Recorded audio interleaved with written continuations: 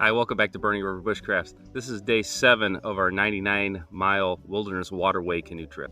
Day 7, we're starting out at Canepatch, which is a ground campsite. Beautiful here.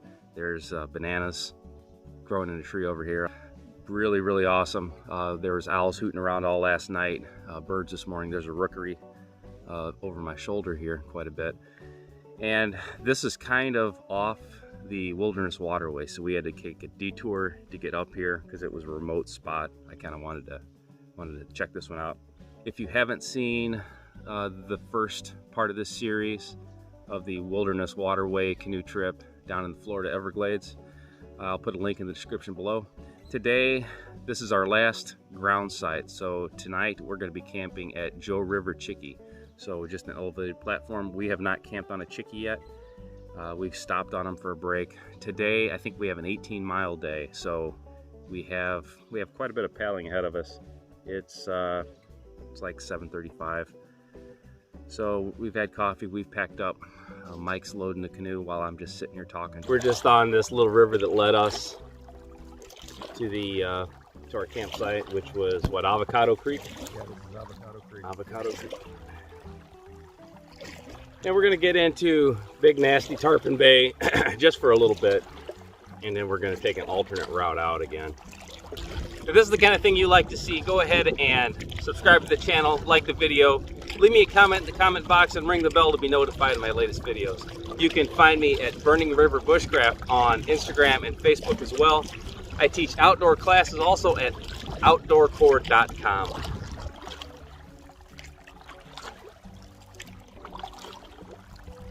And the flies are buzzing around. It's pretty good. Just right in this patch. They were not at our campsite, thank God. So we're opening up into Tarpon Bay here, and I was just getting ready to say that we're through the flies.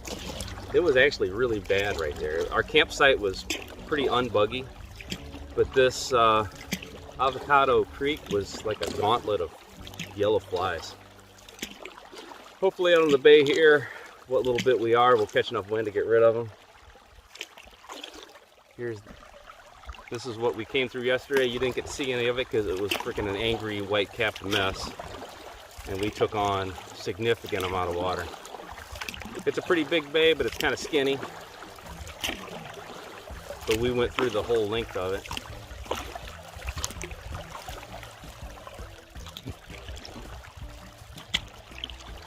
We did pass over a couple manatees back there in Avocado Creek, and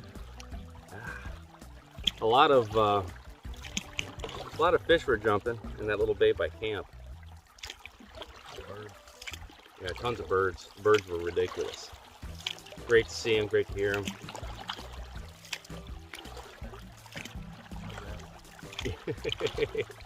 Yeah, as Mike pointed out, it was a rat-free trip at that campsite.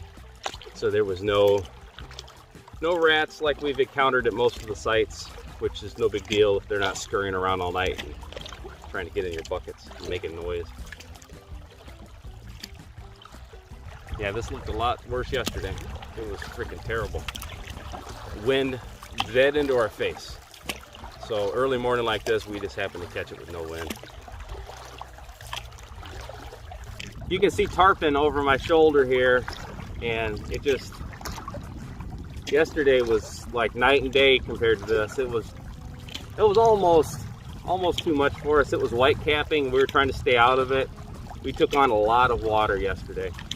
And right now we're leaving tarpon on the alternate route. This is kind of like an unnamed little creek, and it rolls into ponds and bays. And if we took the actual Wilderness Waterway, we would have went back through Tarpon Bay and Tarpon to Shark.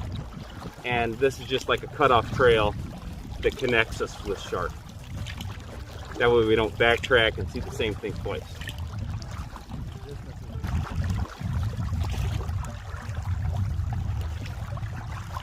Our alternate route back off of the Canepatch is done now, so we're on the official waterway again. We're merging onto the Shark River.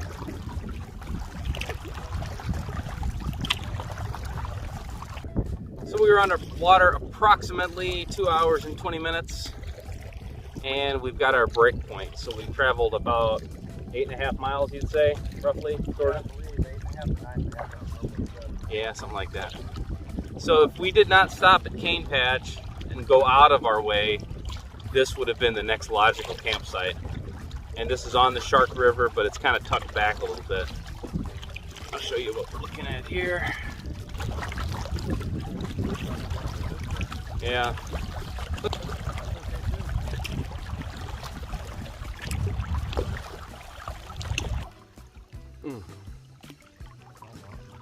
Yeah, it does. No, not really.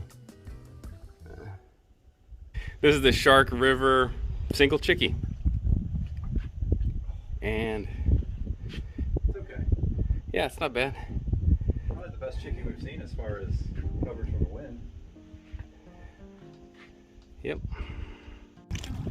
We just left the Shark River and took the Shark River cutoff, and we're going into Oyster Bay right now. There's another chickie on Oyster Bay.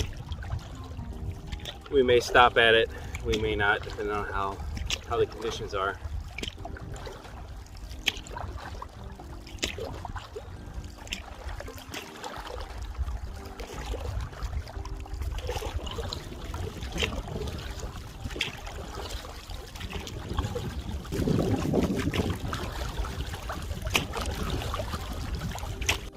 We're making headway on Oyster Bay, and Oyster Bay is a monster bay, but there's a lot of islands and we're not going through the big part of it.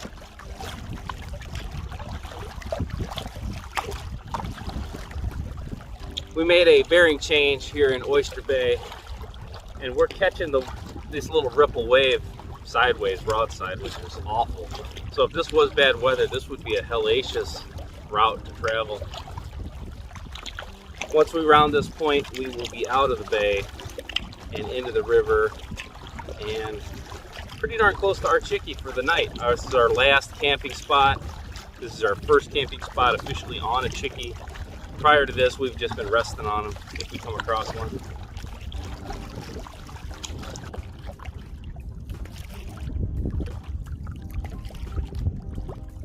So back in a bend of the river, which is a perfect location, at a perfect time because I'm getting tired, is the Joe River chickie. Nice.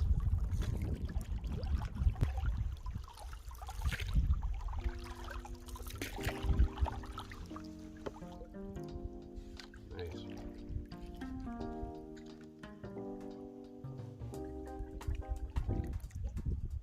We're all set up here on the Joe River chickie. We've got our tents over here. This is a double chickie. We got in early enough to do laundry, so all our stuff from the nightmare was just a wet mess. Nothing dried out from last night. We didn't have time to put a line up. The high tide like this, we could just reach over the edge. I got some camp soap, biodegradable camp soap. We washed everything up and it's drying in the sun. I got my batteries charging in the sun.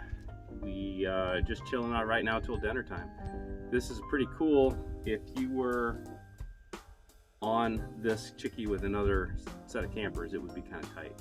There is not a lot of room over there with our two solo tents, and they're kind of smaller solo tents, I feel. So definitely something to think about. Everything's got to be kind of compact if you plan on staying on one of these chickies.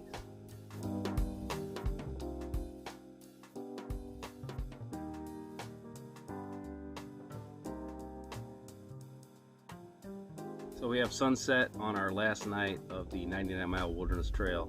This is the Joe River chickie, and we've been carrying some margaritas with us for just this occasion. So in celebration of the last night of our trip, cheers. I'll turn this around so I can see the sunset. Enjoy this. 18 miles today, not that hard of 18 miles. We had current, we had pretty good pace, just a little bit of chop and a little bit of navigation were required in Oyster Bay. Tomorrow is going to be an early day on the water. It's it. We're going from here to Flamingo. It's about 18 miles. Probably the only negative thing to tomorrow is there is no stopping point. So today we were able to stop and rest, and we were fresh pretty much the whole day. I mean, a little tired, but nothing like we had been. Tomorrow, we're not going to have that luxury. So until next time, this has been Jamie Boggs with Burning River Bushcraft. See you soon.